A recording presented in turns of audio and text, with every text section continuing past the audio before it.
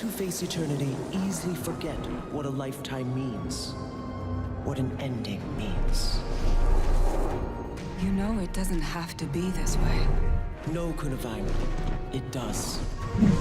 They need me. Well, good evening, guys. Welcome to End of Dragons Daily 13. Man, wasn't it like 2 days ago I said that we had finished our first week? Tomorrow we finish our second. Unbelievable. And in this part, we have Endgame we'll be talking about very soon, and I'm still kind of aggregating comments from you guys on that one. But for this part, I want to talk a little bit more about the statement from Guild Chat that kind of showed maybe End of Dragons was kind of a surprise and a much more recent development than we were originally thinking. And indeed, I kind of proposed in the previous part that maybe Bobby's comment was only really in reference to Living World devs.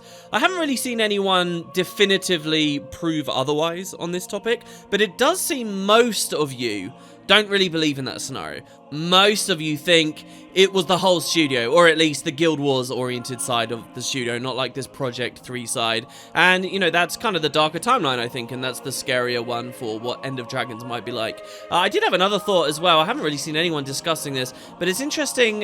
In the actual statement, they kind of talk about how they had an idea for the start and end of the Icebrood saga, and then things were kind of rewritten as soon as the expansion decision was made.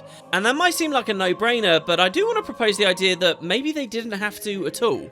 Like, we have done a lot of discussion about the reverse situation over the years, as in, can the living world tell expansion grade stories? You know, when we heard that we were going to be defeating Kralkatorrik in the living world, the idea was, wow, that's a big story. That's an expansion story, isn't it? And yet they're going to do it in the living world. Can they pull it off? And I actually think they did. Well, aren't we kind of able to ask the reverse question now? Could an expansion have been able to tell living world grade stories? And I know that sounds a bit nuts, but in my opinion, that's kind of what Heart of Thorns was doing. Yeah, you look at the Guild Wars 1 campaigns, and you look at like Path of Fire, that give us whole new regions and really feels like we're going very far away and we're doing these big adventures in a very distinct place. The End of Dragons release slated for Cantha is doing the same. But if you look at Heart of Thorns, really it just kind of appends a bit to the world, some jungle maps. And the story itself was very small scale. Yes, obviously an Elder Dragon ended dead in the end, but we really followed our living world characters as a small group as we went along. It was almost like a small expedition of a story. They didn't utilize very much a lot of the previous characters in the broader cast, you know, just in some select areas towards the end. So it's an interesting idea to me that maybe something similar could have happened here. If they really needed that expansion for the financial side of it, perhaps that's what this is. Now, I think we're all making a kind of an assumption here that the gem store sales are diminishing somewhat, you know, as people fill in their various cosmetic slots and so on, as I've talked about before, and they want that big expansion. But I think there's more reasons to be excited about an expansion than just the money, and that's probably what this comes down to. At the end of the day, I think the studio wants to do something big and new in a place like Cantha. You know, Bobby himself even said people were excited to go and do it, and there are these other facets to it. Another thing I really want to talk about, and again, I don't have a specific comment here because it's from so many of you guys. I've changed my mind on two big topics, both of them relating to the Elder Dragons. Primordus specifically features in both. First of all, I made the argument that Primordus may not have been originally planned for the Icebrood saga, and instead only got thrown in when they decided to do End of Dragons.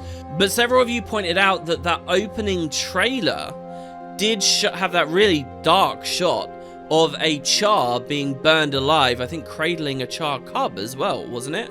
It was a really, really grim shot. I think that they kind of had a quite dark idea for the Icebrood saga. If you look at those early releases as well, with the bone skinner, and it was kind of dark and it was kind of scary. All this stuff I think we're now going to be losing. But the idea that there was that fiery side plus the logo, a few of you guys made some other arguments that, yeah, I think maybe Primordus was going to be a thing the whole time. It's just maybe he was going to be a bit of a smaller thing, or maybe they were going to have a steadier build up to him than what we got in the end. Maybe that ramp into the Primordus stuff is just a lot sharper than their original intention, and therefore it looks like the whole idea has just been shoehorned in, but that is not actually the case. And here's the other thing as well to do with the Elder Dragons that I think you guys have made a really good point, and now we can really start to get into discussion about the quality of the remainder of the Icebrood saga. I proposed that Jormag and Primordus were here because they wanted them both dead, so the End of Dragons could deal with the Deep Sea Dragon and other stuff, and that's it. So the End of Dragons didn't have too much overhead. And I was saying, hey, look, they'll probably kill these dragons off. But here's the thing that many of you guys spotted. Well, if there's basically no budget left, and, you know, we really don't have many releases until the Icebrood Saga is over, look at where we are in the story right now, and I'll try not to be too spoilery or whatever. It doesn't feel like they have the time or the capability to provide the deaths of 2 Elder Dragons. Like, if they're going to try and squeeze this in by the end of Champions, just 2 releases away, it might end up really crap.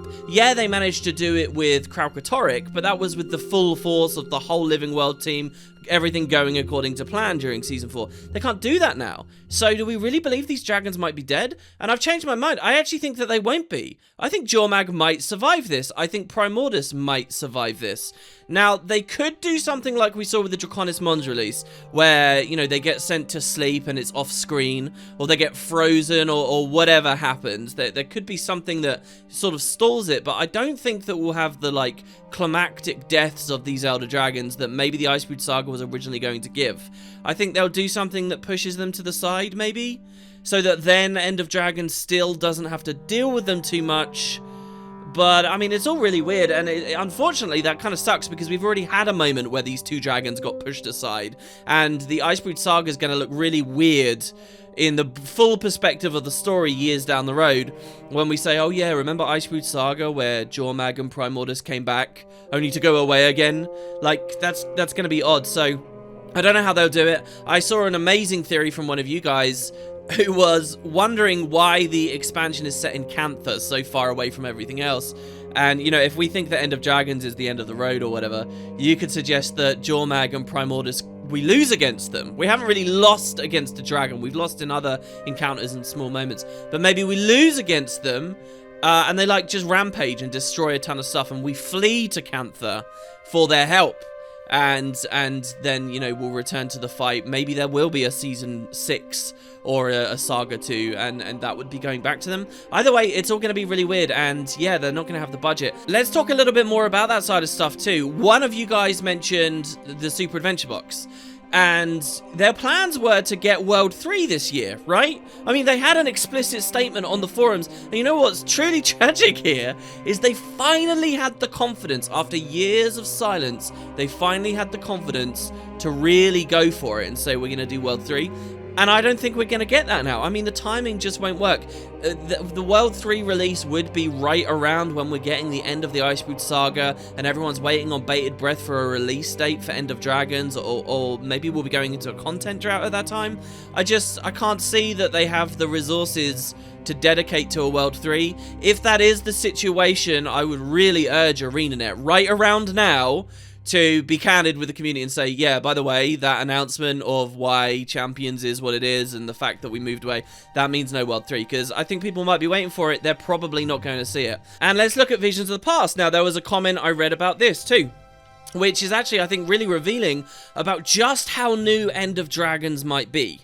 At least this Living World shift, as I'm more inclined to believe, or the whole studio as other people are. Visions of the Past was implemented with the little Season 1 experiment, where they implemented a couple of those. Now, I remember none other than Bobby himself had a post online sort of saying, look, we'll see how people take to this. If they like the Season 1 stuff, then we can keep rolling, right?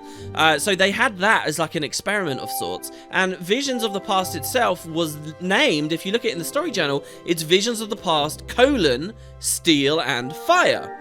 So these suggest that there's going to be more Living World Season 1 stuff, contingent on people enjoying it, and maybe they never hit that bar, but that was the ambition, and it looks like they had ambition to do more Vision episodes as well, which is an amazing format and idea for a Living World release. So here's the thing, why would they release that and do those things if they already knew that it wasn't going to be possible because of End of Dragons? They didn't. What that probably means is the End of Dragons decision came shortly after, or at least after, Visions of the Past. And I sadly think it was probably right around that time as well. So they put this stuff in the game as though they're going to commit further to it, and then boom, the decision is made. So that's really unfortunate.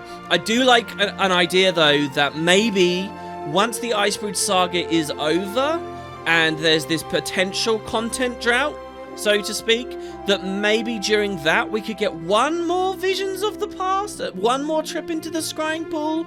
That would be really cool. But, you know, I think that even that might be asking for too much. It's really, really interesting. And so now you actually get to start to see the kind of sacrifices that they might have made to swap over onto this X back here. And the following months are going to be really interesting to see just how rocky they actually are.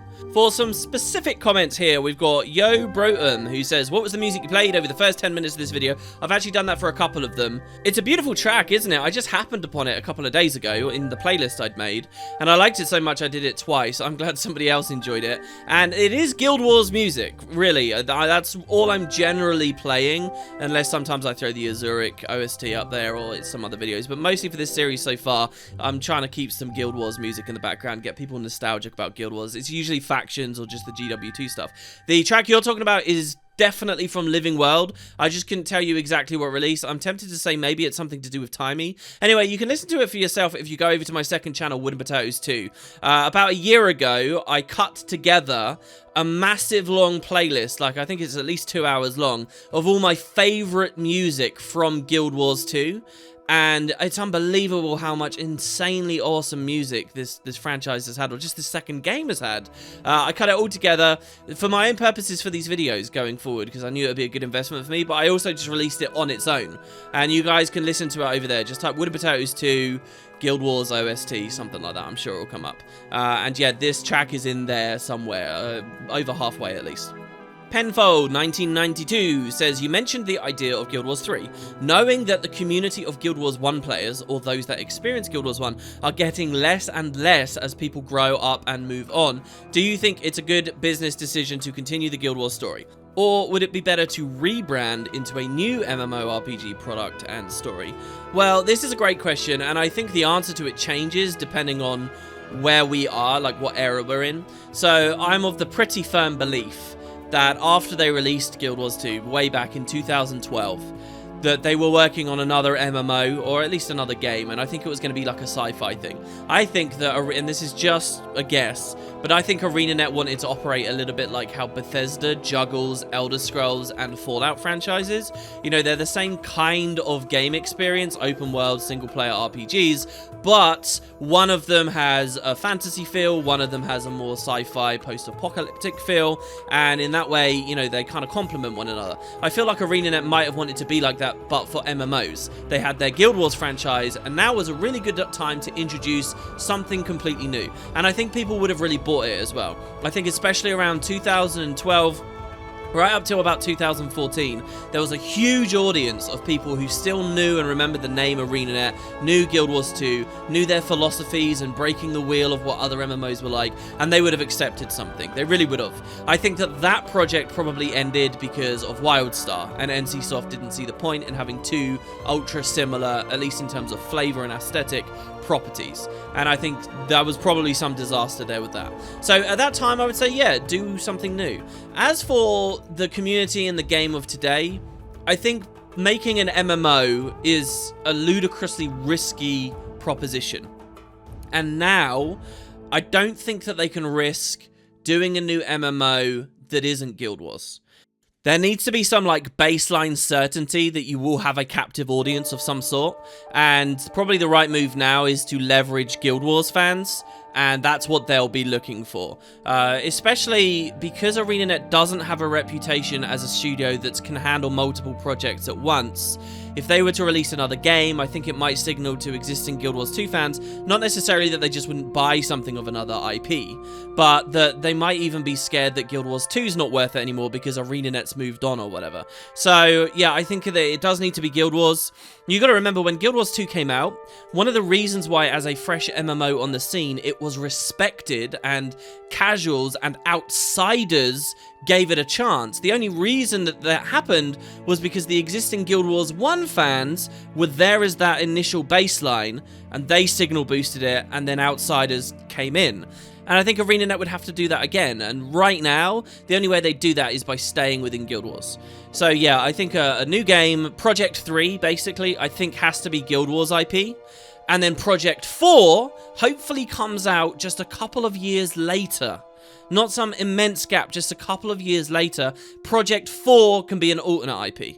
As to your original sentence, the idea that the community of Guild Wars 1 players are getting less and less, well, don't forget, there are Guild Wars 2 players, and they are distinct, and they are there. And look, the brutal truth is, the fact that Guild Wars 2 still has a large proportion of just Guild Wars 1 players, I actually view as a failure of the sequel. The sequel started with this immense hype and all this captive, new, fresh blood, and it lost most of them. And that's just because of Guild Wars 2's issues. It's because of the huge gamble of what they tried with Season 1 that didn't pay off. It's because of how they handled dungeons and currencies and the general design and philosophies and so on that have put people off over the years. That's really just a Guild Wars 2 thing. If we're talking about Project 3, well, let's be optimistic, and we can say it wouldn't make those mistakes. And that's like their do-over, their fresh start for this decade. You know, Guild Wars 2, a game of the previous decade, and we've just moved into a new one. Let's see if Project 3 can learn from the past. Arkham says, do you think the layoffs pushed back Project 3 so far they needed to fill the gap with a large expansion, End of Dragons, because they knew Living World wouldn't keep players hooked for the gap time needed? It's odd that a company uses End in a product title because it makes me instantly think End of Guild Wars 2. I have no evidence, of course, it's just how I feel. Guild Wars 3 daily series, WP?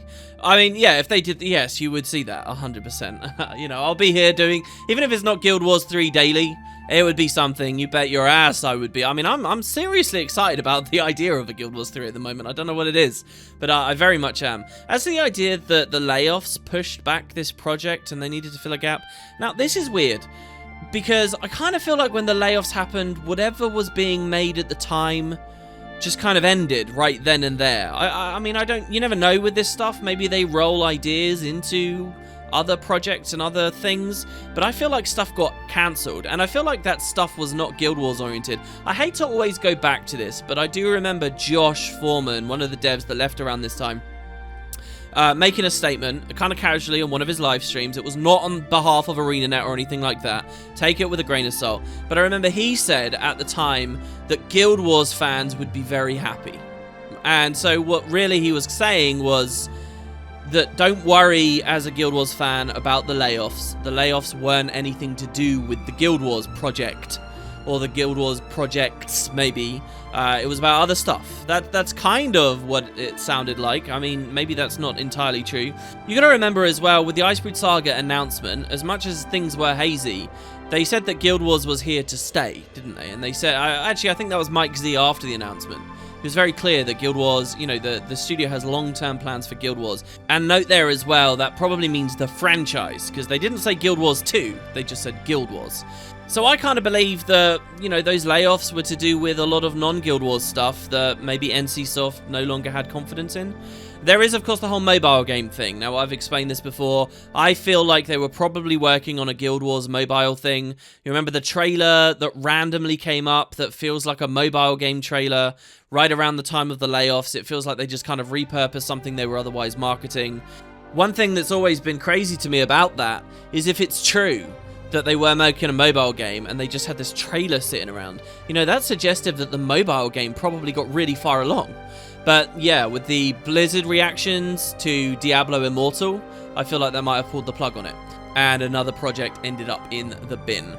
So what your question is essentially wondering is, was there a project dating from this time, all this time ago, that's still somehow kicking about and they're putting their eggs into that basket long term? Well, it may be, but it would be very hard for us to know in the community without more evidence. And finally, Captain Ray says, I really wish ArenaNet didn't deviate into all these different side projects and experiments. Imagine what Guild Wars 2 would have been if the team were 100% focused on it, or at least were able to revert some of those experiments into new features in Guild Wars 2. By the way, there's nothing that says that didn't also happen.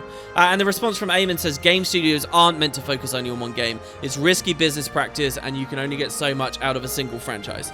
And that's actually something that Josh said in his statement as well. He said, you know, a video game studio that is only working on the one thing is basically doomed. You have to branch out. You have to do other stuff.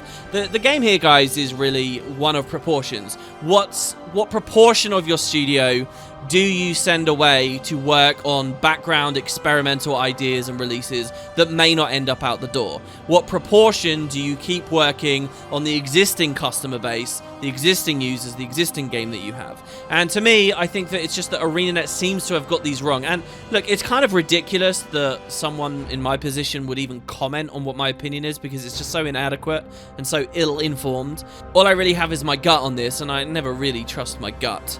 But that's what it seems to me, that I kind of wish we had a higher proportion of their manpower sticking on Guild Wars 2 and really innovating, so that stuff like further refinements to core Tyria could have happened. You never know, with Season 1, something I view kind of as a failed concept, that may not have been a failed concept had they had that extra manpower during that time. And who knows where Guild Wars 2 would have been at that point. Who knows how well or how differently they might have been able to support the dungeon scene, or fractals after that, or raids after that. How well they might have been able to push PvP as an esport. People forget about this these days, but that was a real focus, you know? Ultimately, these are all shoulda, woulda, couldas. One other thing I do think I'd say as well, in response to Eamon saying game studios aren't meant to focus on one game, I kind of view that as a more traditional, classic outlook. And ArenaNet can't be blamed for having that outlook when they started with Guild Wars 2 and everything was really kicking off. We're talking about like the 2011 era right now, 11 till 2014, I'd say. I think that was very true classically, especially when studios would release more products at a faster rate. But I think especially for the MMO scene, there is a lot to be said. It is pretty clear at this point. People will play MMOs, and MMOs will continue to generate heavy revenue 10, 15 years after their launch. My go-to example was being World of Warcraft, RuneScape, several MMOs out in the East as well, and I know that they kind of monetize a lot more heavily and so on, but people get really attached to these games as platforms, and in some ways you don't need to do R&D on anything else. You could go all chips in, but would they have known that back then? I don't think they ever did. And now maybe it's too late. Like I said, my opinion for ArenaNet situation now, it's switched. I do think they should pursue something else. For all the years that they shouldn't have, they did. And now for the years that they should, it feels like maybe they aren't. That's how it seems to me anyway. So there you go, guys. That is End of Dragons Daily. You've got through a lot of videos here today because we did a double episode. Again, I'm watching the metrics, really. I know a lot of you guys are commenting on the idea of what 2 episodes in one day feels like to you. Really, it's the metrics I'm looking at more than anything else. What the watch time's like, whether people actually click on it, and stuff like that. So again, please, if you want to support this series in any way, just tell someone else about it. That is the be-all and end-all so that it can grow. That is the whole thing. So yeah, hopefully you guys enjoy. You feel like it's some quality discussion. Comments down below, especially on endgame stuff for End of Dragons. Let's move to a more optimistic place, talk about exciting features and stuff like that. I want to talk about endgame coming up. So thank you all. I'll see you tomorrow.